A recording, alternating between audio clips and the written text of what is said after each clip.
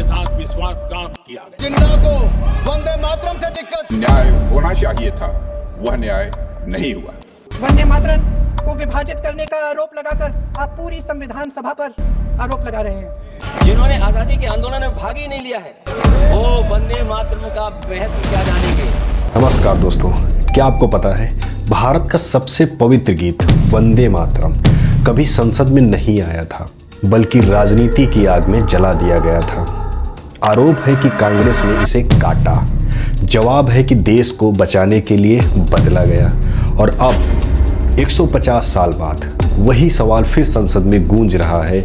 आज ना बीजेपी की बात, ना कांग्रेस की, आज सिर्फ इतिहास बोलेगा। हम बचपन से वंदे मातरम गाते आए हैं, लेकिन क्या हमने कभी जाना पूरा क्यों नहीं गाया जाता है? क्या एक डर था या तुष्टीकरण था, या एक टूटते देश को जोड़ने की आखिरी कोशिश?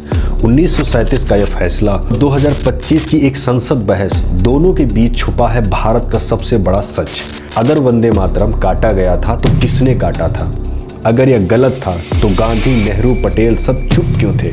और अगर ये सही था तो आज इसे मुद्दा क्यों बनाया जा रहा है? तो जानेंगे हम इस वीडियो में हर सवाल का जवाब। बने रहिए हमारे साथ में। वंदे मातरम के साथ विश्वासघात किया गया। जिन्ना को वंदे मातरम से दिक्कत, न्याय होना चाहिए था, वह न्याय नहीं हुआ। वंदे मातरम को विभाजित करने का आरोप लगाकर आप पूरी संविधान सभा पर आरोप लगा रहे हैं। जिन्होंने आजादी के आंदोलन में भाग ही नहीं लिया है, वो वंदे मातरम का महत्व क्या जानेंगे। तो हाल ही में दिसंबर 2025 के संसद भवन विंटर सेशन में वंदे मातरम के 150 साल पूरे होने पर स्पेशल डिबेट रखी गई। यह डिबेट जल्द ही राजनीतिक आरोप प्रत्यारोप में बदल गई। बीजेपी ने कांग्रेस पर गाने को काटने और अपमान करने का इल्जाम लगाया, जबकि कांग्रेस ने इसे इतिहास का विकृतीकरण बताया। सोशल मीडिया पर इसे हंगामा कहा जा रहा है, लेकिन असल में यह एक प्लान्ड डिबेट थी। आज हम पूरी सच्चाई समझेंगे। वंदे मातरम सबसे पहले 1875 में बंकिम चंद्र चट्टोपाध्याय ने लिखा था और 1882 में उनकी नॉवेल आनंद मठ में पूरा गाना शामिल किया गया। यह स्वतंत्रता संग्राम का बड़ा नारा बना। 1905 के बंगाल विभाजन विरोध में लाखों लोगों ने इस गीत को गाया था। 1937 में भारतीय राष्ट्रीय कांग्रेस की वर्किंग कमेटी यानी CWC ने वंदे मातरम को राष्ट्रगान के रूप में अपनाने का फैसला भी किया, लेकिन सिर्फ इसके पहले 2 स्टैंजा को ही राष्ट्रीय सभाओं में गाने की सिफारिश की गई। और यह फैसला अक्टूबर 1937 की मीटिंग कोलकाता में जो हुई थी उसमें लिया गया था। इस फैसले में कांग्रेस अधिवेशन के द्वारा कहा गया था कि the committee recognise the visibility of the objection realise by the Muslim friend to certain part of the song taking all thing into consideration therefore the committee recommends that whenever Vande Mataram is sung at national gathering only the first 2 stanza should be sung।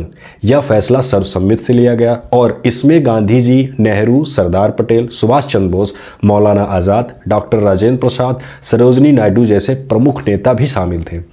क्यों लिया गया था ये फैसला? आखिर क्या वजह थी सिर्फ 2 स्टैंजा गीत गाने की? तो वो थी देश को आपस में जोड़ना, ना कि धर्म के नाम पर उनको बांटना।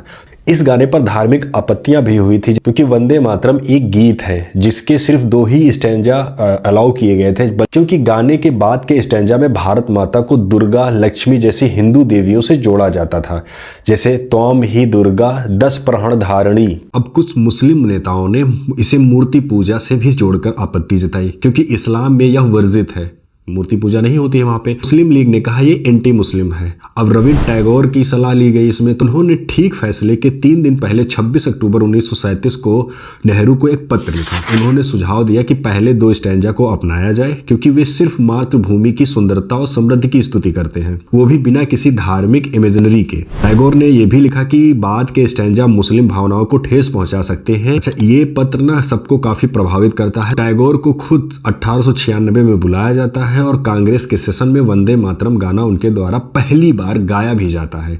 अब क्योंकि राष्ट्रीय एकता को इस गाने से बचाना था, इसीलिए 2 ही स्टैंजा यूज किए गए। तो अब 1937 में कांग्रेस की कई प्रांतों में सत्ता भी आ चुकी थी। नेहरू ने सुभाष चंद्र बोस को पत्र लिखा कि आपत्ति आंशिक रूप से मैन्युफैक्चर्ड है, लेकिन कुछ वास्तविक आधार भी हैं।